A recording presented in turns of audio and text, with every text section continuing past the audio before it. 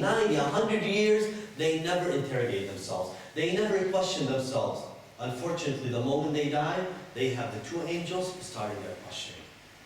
And you know the angels, Munkar and Nakir, when they started questioning, what are they questioning? Who is your Lord? Who is your prophet? Who is your book? In essence, they're questioning your criteria, your basis on which you build who you are. That is why some of us, the hadith, the narrations say, some of us will stumble, some of us will hesitate, some of us will not know how to answer. And one might ask themselves, come on, is it truly possible that I cannot answer what is my book? Yeah, because the question is lying not in your subconscious where all your decision is made. It lies somewhere in your memory where you have memorized, if you are asked what book do you follow, it is the Holy Quran. The only time this book becomes integral and part of your making is where and when? Excuse me. This is only a point where the Quran, the book of Allah Azza wa Jal, is the knowledge that makes who I am. When I spend time with it and I allow it to make who I am, I allow it to shape me and form me.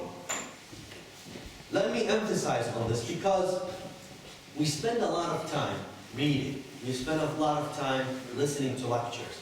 But until your mind is engaged in the process of thinking about the Holy Quran, you have not made the Quran part of who you are. Let me emphasize, this is important. And some of us live their entire lifetime and die, and the Quran is a stranger to them. Why? They only knock on the Holy Quran when they want to get some blessings. When someone, God forbid, dies. When they are stuck in when they want istikhara. When they're stuck on an exam and they want some blessings, they run to Allah. Let me read some Quran. It's like you're bribing. It doesn't work that way. The Quran becomes that miracle that we talk about. And you know, the Prophet sallallahu alaihi wasallam, we know about the miracle that he left. What is that miracle? The book of Allah, the Quran, right? Well, inshallah, in the coming nights, I'll talk to you about the miracle that he left. The miracle that he left behind. Is it the Holy Quran alone? What is it really? But in order for us, when we talk so much about the Prophet sallallahu alaihi wasallam, we revere the Prophet sallallahu alaihi wasallam, and we revere and love the book of Allah Azza wa Jal. Yet, the question that I would like for us in these nights to truly answer, and let me tell you, if you don't engage with me in the journey, if through true reflection and asking yourselves these deep questions that might cause you to get mad at yourself, because you might find realities and truths that might get you truly mad. If you engage and question yourself, there will be no benefit to these lectures. I tell you this. Sallu ala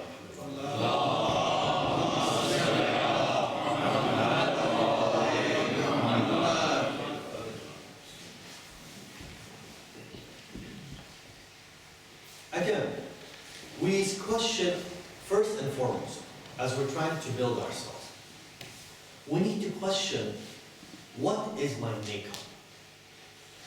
What makes who I am?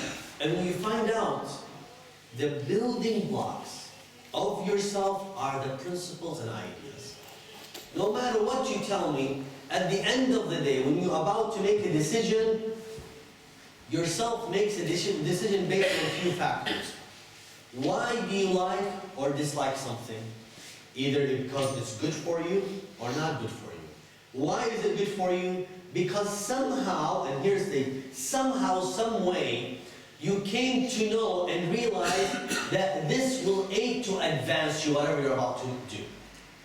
Now the problem is where? In realizing, would this truly aid to advise you? and help you, number one. Number two, and what are you trying to build the direction for yourself?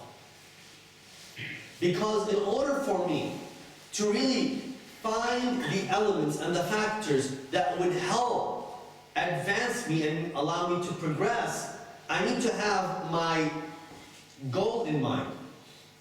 I would like to build a computer, for example. I need to have an image, some sort of an idea of that computer. What would that computer be? Or let's say I want to build a house. I cannot bring an architect, which this architect would be a tool for me in order to do what? To help me achieve what's in mind of my goal. My goal is to build a house. The architect becomes what? A factor and a tool that I would use to build the house. He will draw, he will take whatever in mind and put it on paper. I go to the general contractor. He will bring the elements, the building blocks. He will put the bricks. He will decide how the pipes go. He will bring the plumbing. He will bring the HVAC. He'll bring all the elements to make it work. And no, I'm not in the house building business. It just came to mind as an example. So here, I have to have that goal in mind, that end product, the house. And what happened? The principle on which I'm driving this journey of mine is what? Getting that house done. I will seek the architect. I will seek the general contractor. I will try to buy the lot. I will look at my budget. Why? They all become what? Subservient, and the purpose for them is to serve that ending. But I had to, in the beginning, build that what? House. But even go further. Why do I want to build that house? It's because there's a need for me that I have to find a place to stay and live. So here you're finding even building that house, which is, at the end, that is your goal, which you are trying to bring all these tools to serve for that goal. Even that end goal, actually, there is a more refined purpose for it. What is it? The house itself is not the end goal. I just found out the house itself is what? Means to my comfort. So my comfort is the end goal. Is it? I try to ask myself further. Is the comfort my end goal? No, it's probably through comfort. If through finding my comfort, I find what? My happiness. I define my happiness if through comfort. When I'm comfortable, I'm happy. What does that mean, I'm happy? It means I have possessed a form of perfection that I aspire to. Now, what I would like you to do is reverse engineer your thoughts that way. Why do you do what you do? What is the purpose of you waking up every day? And don't tell me to go to sleep at the end of the night. It truly seek deep inside. Try to find, reverse engineer the thinking process by asking and rigorously trying to understand the purpose for which you do what you do. When that becomes clear, then that's not the end point. Then you start doing what? Do I believe in it or not? Do I really desire it or not? And I start building on it. After thinking about it and realizing, is this what I want or not? Building this DNA and this framework would allow me to do what? It will create a path. This path is the one that will assess me to gain and attain that perfection that I decided that's what I want.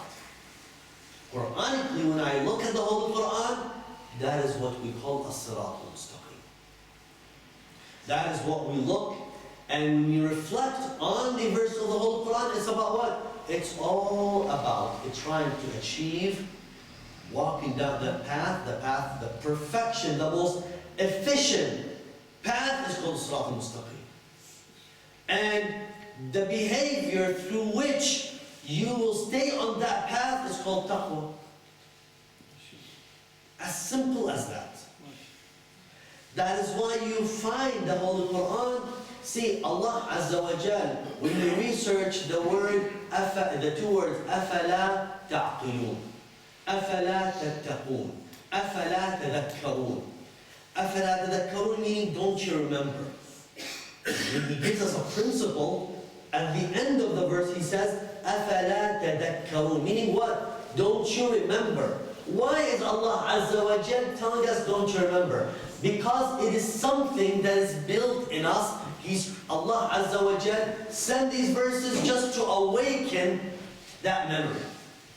Remember when have you ever been through this situation where someone's telling, by the way, do you remember when you were at this place, at this market, and we met and we talked about this topic?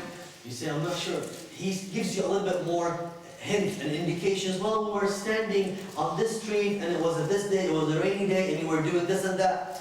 I don't remember. And he keeps on giving you hints. What is the purpose of all these hints? To bring back a memory of something you already what? Experienced. Of something you already know. The verses in the Holy Quran are reminders. أَفَلَا تَذَكَّرُونَ.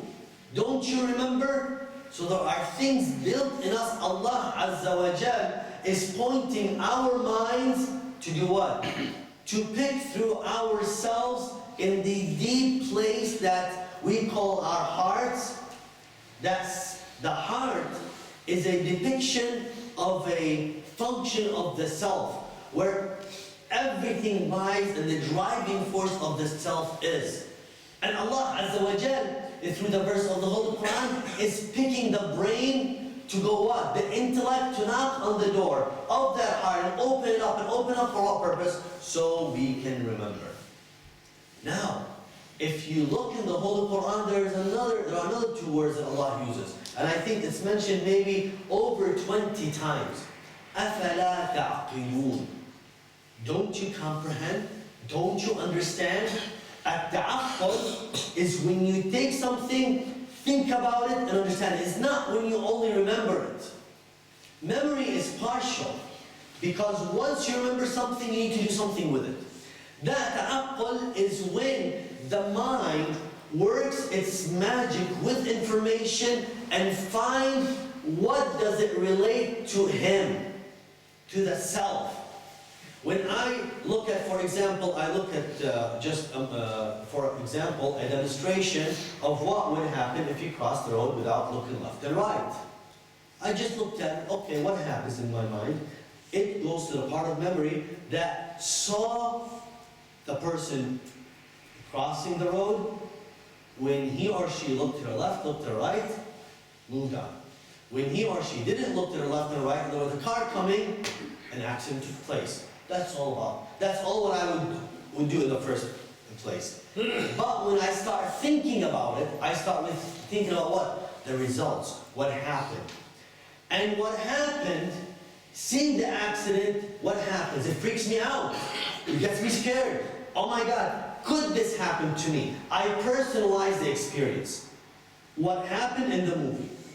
When I personalize the experience, what do I take it then a level farther? I say, I want to protect myself. And I start thinking, would this happen to me? And then I start trying to act on it, saying, I should protect myself, and therefore, what should I do? I should look to the left and to the right, or is it to the right and left here? I'm not sure. You guys cross on this side. On this side. To the right and then to the left. So, this is what happened. I benefited from this information and personalized it. Why?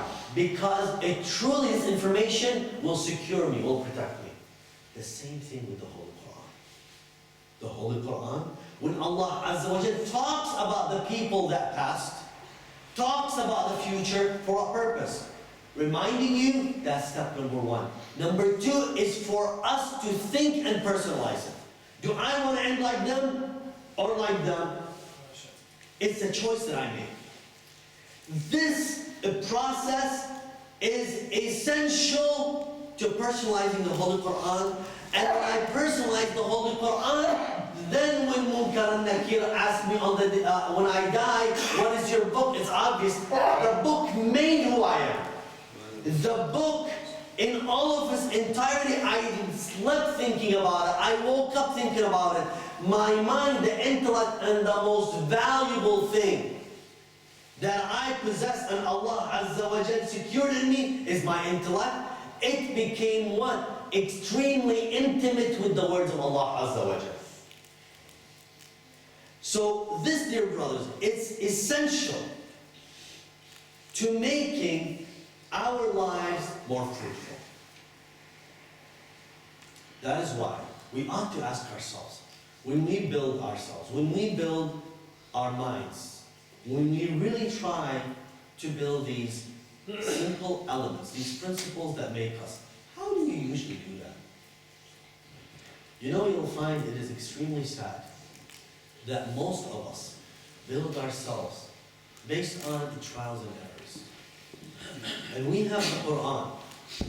Now, the Quran is, when we look at the Immaculates alayhi salam talking to us, is different when we look at the infallible, the Holy Quran. Completely different things. Why? The Quran is ready. The Quran has no choice. It does not possess the ability to decide whether I can do this or that, whether I can make fault or not. The Quran, the words of Allah Azza wa Jalla, straightforward. Like the angels. The angels, they do as they're commanded. Now, the Quran itself, the words of Allah Azza wa Jalla, the kind of isma, infallibility it has, is one that has no choice of sinning. No choice. The Imams alayhim salam, they have became who they are, and they are, the reason why they are Immaculates alayhim salam is because they possess the ability to sin. They do have that, but they choose not to. That's why we revere them. That's why we truly follow them. That's why when we examine their lives, we say they have reached such ultimate level. It's because Allah Azza wa Jal gave them that ability and gave all of us that ability to choose, and they chose based on the knowledge that they were given to do what? To obey and not to disobey. This is important because if we say the Imam does not possess that ability, first of all, you mean I'm better than the Imam? I have the ability to sin and he doesn't? If you say the Imam can't sin, you just create a problem here for yourself. But I say he has the ability, but he chose never to sin. That's why he becomes what? We put him at that pedestal, and we put him in a way that he becomes our role model. We need to learn from him. Dear brothers, when we look at our source of information, and when we look at how we build the basis of our knowledge, I started with this verse, Bismillah ar-Rahman ar-Rahim, أَمَّنْ يُجِيبُ الْمُضْطَرَّ إِذَا دَعَاهُ.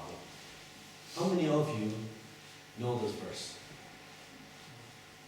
Most of you, because when we run into a problem, when we in our Majlis, what do we say?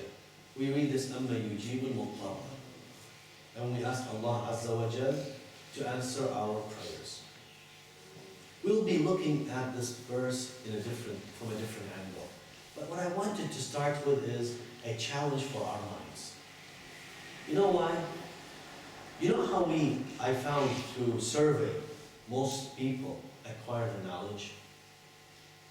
In reality, see, when we start thinking about things, you are listening. You take the information and you assess it. You think about it. And you apply logic to it. And you see if it fails or succeeds, if it passes the logic test or not. And you try to assess it further. You try to look at it. Does it match with the source of information? Does it match with your belief? Does it match? Does it? So you question all the time. You're in the thinking process. Most people, though, what happens, their learning and their knowledge is of authoritative type. Meaning what? There is someone who's supposed to be an authority in the knowledge. Someone wearing a turban, someone that knows how to speak well, someone that this or that, whatever it is, you have someone in authority and someone else in a lower level, and this authority level is giving information. I agree. I take it. I'm an open book. Whatever he writes in me, I take. How much do I question? 0. When do I raise a red flag? I raise a red flag when what A gave me, and I go to another majlis, then B, the speaker B, says something that goes against A.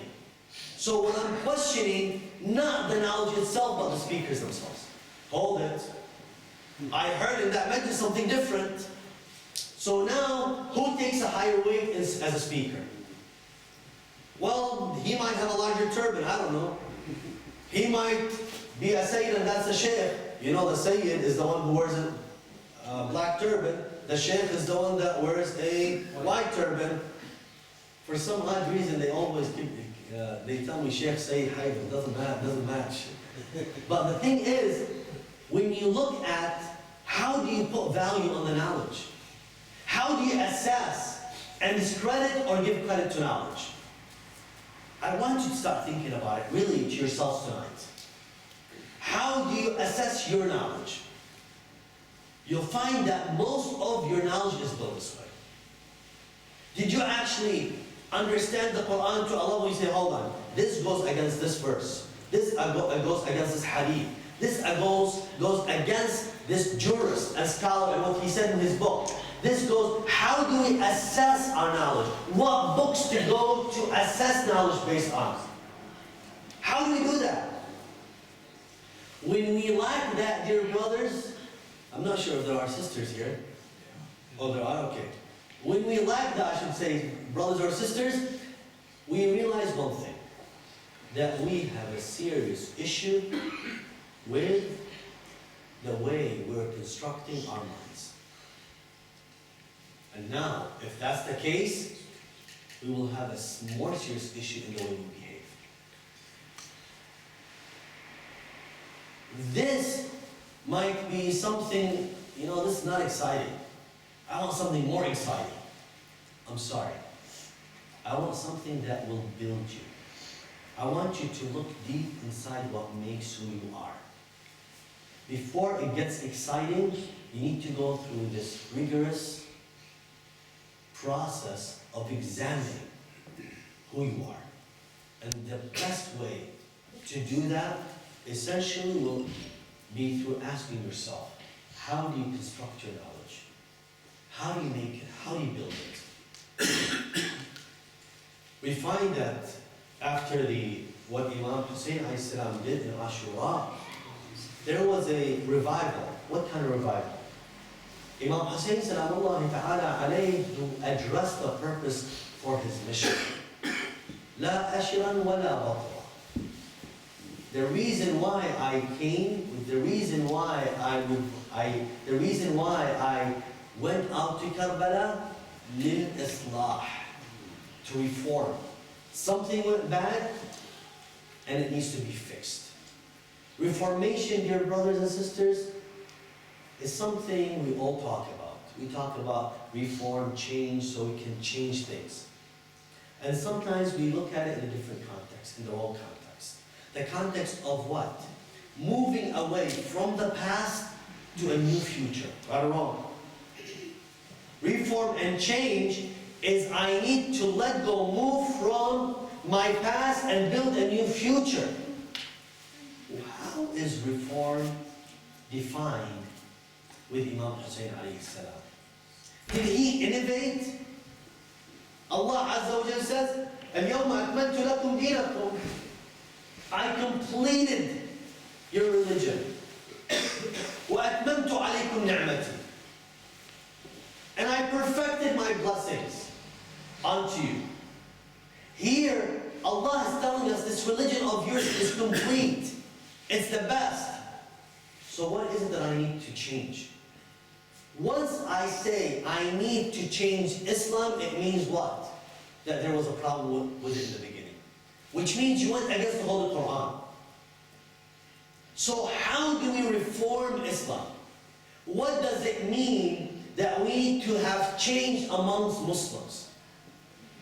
And this is essential for us to understand as we are trying to build ourselves on the individual level and on the community level.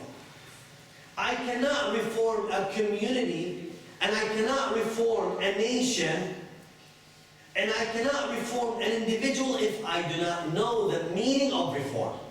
What am I doing then? What would I be doing if I'm reforming and I do not know how to define the reform? Right or wrong? Al-Imam al-Hussein alayhi salam, in his reform, he had defined what is reform. In his change, he defined what is the change that he's looking at. And we need to, and this is why we need to understand it, and therefore then and then we realize the saying that says, and the statement that says, كل أرض كربلاء كل يوم عاشوراء. What is كل يوم عاشوراء? It's not that we need to cry every day. It is trying to revive the meaning of the reform that Imam Hussein wanted on the day of Muharram, on the day of Ashura.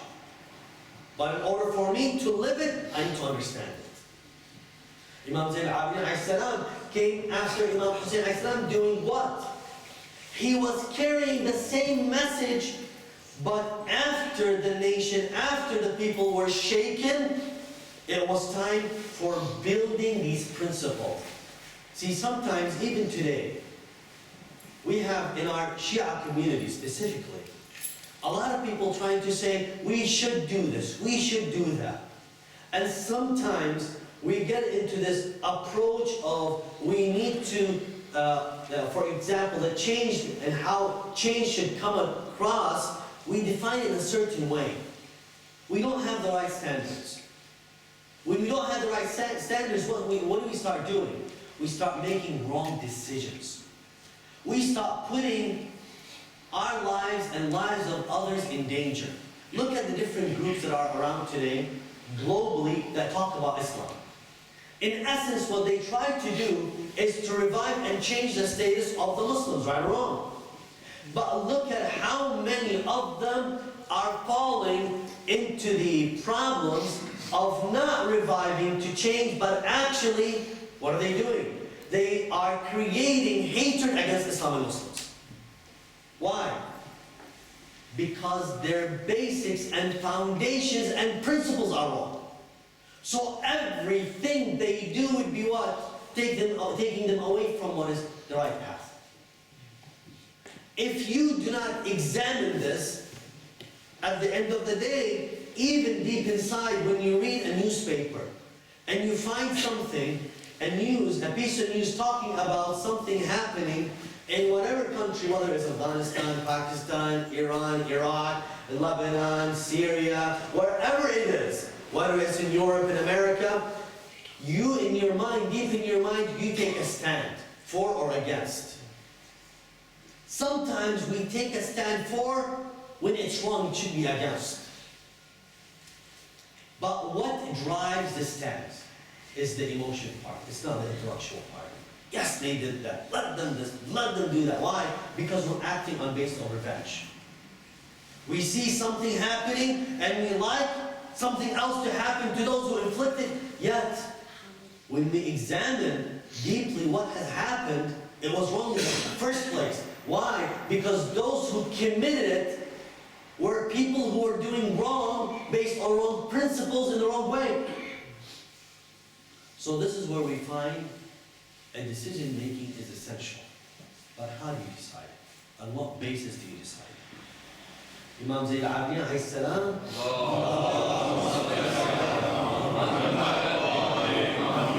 after the martyrdom of Imam Hussein alayhi salam in Karbala, he carried that message. See, all the Imams had the same purpose and goal in mind. We will examine that goal. We'll examine that purpose. As a matter of fact, the Imams alayhi salam, they are the answer for whom? for the call of Ibrahim alayhi salam.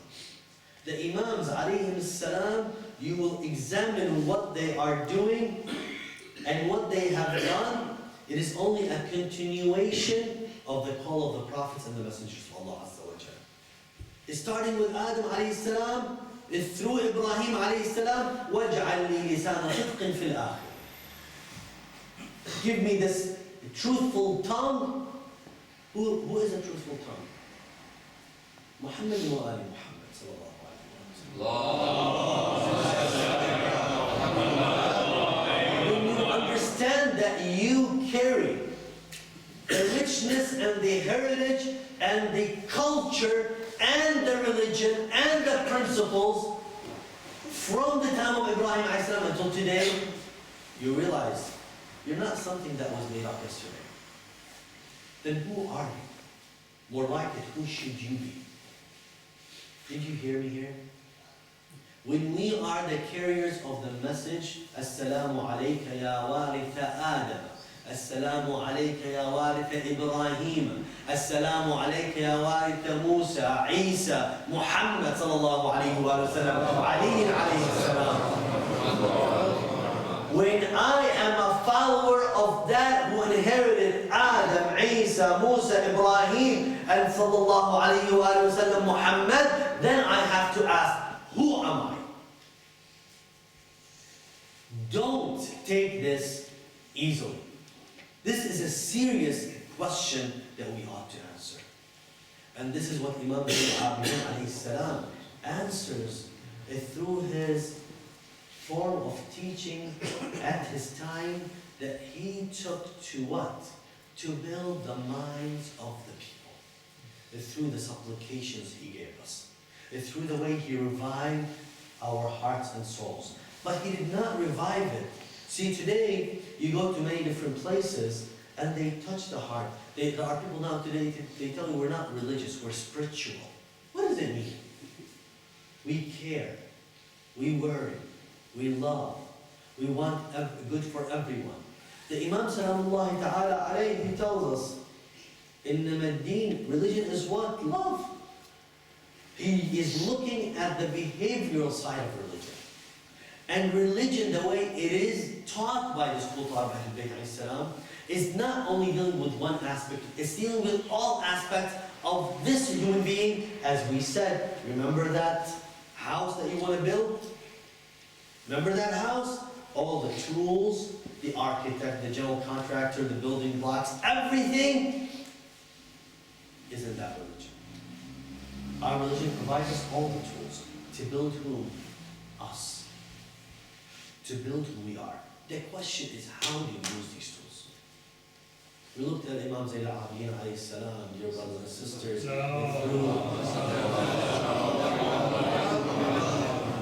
We look at him through the tragedy of Karbala. We look at him at all the moments, whether in the castle of Ibn Ziyad, whether when he entered with the Sabaya as prisoners of war to the council of Yazid. Dear brothers and sisters, we see Imam Zayn al-Abidin alayhi salam, when he was asked once by one of the people from the Sham, he asked him what happened. They didn't know the details of the tragedy of Karbala. They say, the man asked Imam Zayn al-Abidin of the details of Karbala. At the end, the man asked the Imam, asked him a question we all ought to ask.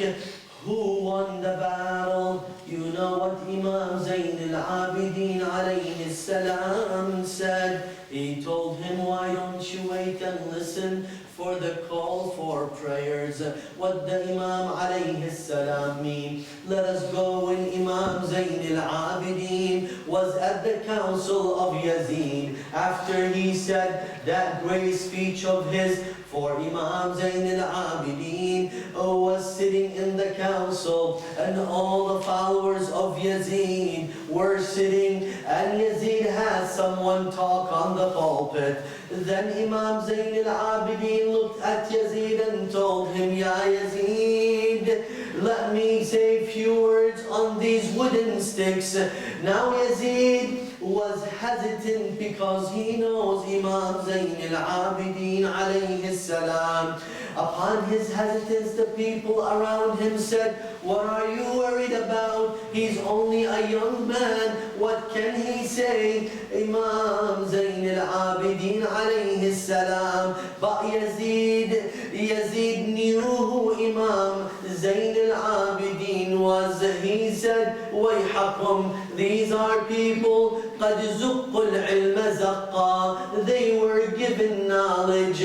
They say Imam Zayn al-Abidin alayhi salam stood on the pulpit and the council, and he said, أيها الناس من عرفني فقد عرفني ومن لم يعرفني عرفته بحسبي ونسبي. Whoever knows me, and whoever doesn't know me, I will tell him who I am. And he started telling them in detail, one after the other. Inshallah, another night we'll go through the speech. But at the end, Yazid saw the council getting so rough. What is going on? Could he be the son of Hussein, the grandson of the Prophet? Yazid knew if he let Imam Zayn al-Abidin alayhi salam keep on talking, the people will turn against him. So Yazid ordered someone to call for prayers. So the call came, Allahu Akbar, Allahu Akbar, Allahu Akbar, Allahu Akbar. Imam Zayn al-Abidin alayhi salam, with the call of prayer, as the caller said, he answered and said, Wallah, it will Allahu Akbar kabira. Truly God is the greatest. Then he said, Ashhadu an la ilaha illallah, Ashhadu an la ilaha illallah. Imam Zayn al-Abidin answered, Shahida biha, truly my blood and flesh witness there is no God except He, Allah. But this Imam Zayn al-Abidin alayhi salam, dear brothers and sisters, when the caller said, Ashhadu anna Muhammadan Rasulullah, Ashhadu anna Muhammadan Rasulullah, sallallahu alayhi wa alihi wa sallam. They said Imam Zayn al-Abidin alayhi salam in the crowd in front of everyone. He looked at Yazid. He said, Ya Yazid, Muhammadun hada. Oh Yazid, Muhammad, the one you're calling, the one his name is being called at prayer times. Ya Yazid, Muhammadun hada, Jaddi am Jadduk. You're my grandfather or yours. Then he gives this argument, فَإِنْ زَعَمْتَ أَنَّهُ جَدُّكَ فَقَدْ كَذَبْ. If you claim he is your grandfather, you just lied. وَإِنْ قُلْتَ, but if you say إِنَّهُ جَدِّي, but if you say he is my grandfather, فَلِمَ قَتَلْتَ عِتْرَتَهُ, why did you kill his household?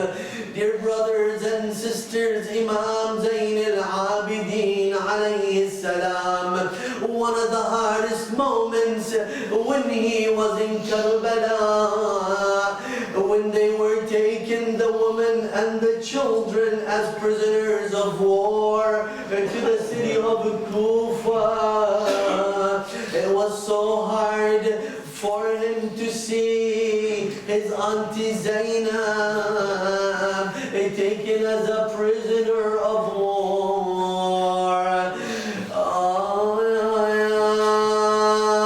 As-salamu ala al-Husayn wa ala Ali ibn al-Husayn wa ala أولاد الحسين وعلى أصحاب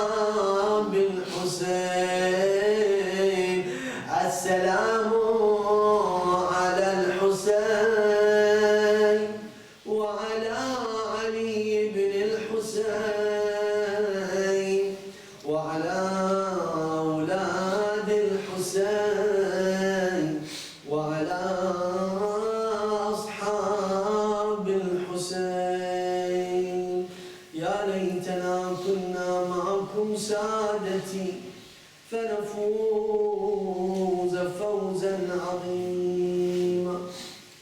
We ask Allah Azza wa Jal to accept the little we are offering in these nights, to forgive us, Ya Allah, to show us the path of Ahlul Bayt alayhim as-salam. Allahumma bihaqqi Muhammadin wa ali Muhammad. Accept the little we are offering and let us recite the Surah Al-Fatiha and offer its blessings to all the souls of the deceased ones after Salat ala